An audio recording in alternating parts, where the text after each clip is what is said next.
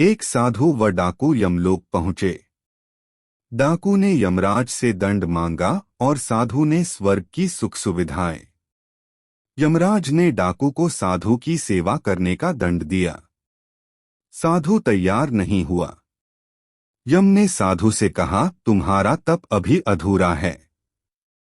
मृत्यु के बाद एक साधु और एक डाकू साथ साथ यमराज के दरबार में पहुंचे। यमराज ने अपने बही खातों में देखा और दोनों से कहा, यदि तुम दोनों अपने बारे में कुछ कहना चाहते हो तो कह सकते हो। डाकू अत्यंत विनम्र शब्दों में बोला, महाराज, मैंने जीवन भर पाप कर्म किए हैं। मैं बहुत बड़ा अपराधी हूँ। आप जो दंड मेरे लिए तय करेंगे मुझे स्वीकार होगा। डाकू के चुप होते ही साधु बोला, महाराज, मैंने आजीवन तपस्या और भक्ति की है।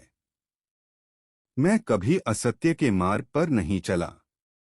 मैंने सदैव सत्कर्म ही किए हैं, इसलिए आप कृपा कर मेरे लिए स्वर्ग के सुख साधनों का प्रबंध करें।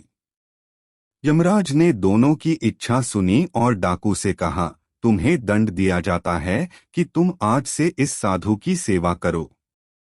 डाकू ने सिर झुकाकर आज्ञा स्वीकार कर ली। यमराज की यह आज्ञा सुनकर साधु ने आपत्ति करते हुए कहा, महाराज, इस पापी के स्पर्श से मैं अपवित्र हो जाऊंगा। मेरी तपस्या तथा भक्ति का पुण्य निर्थक हो जाएगा।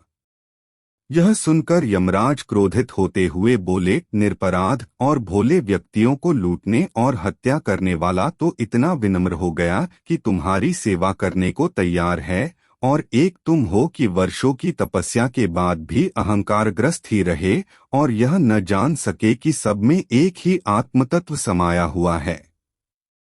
तुम्हारी तपस्या अधूरी है। आज से तुम इस डाकू की सेवा करो।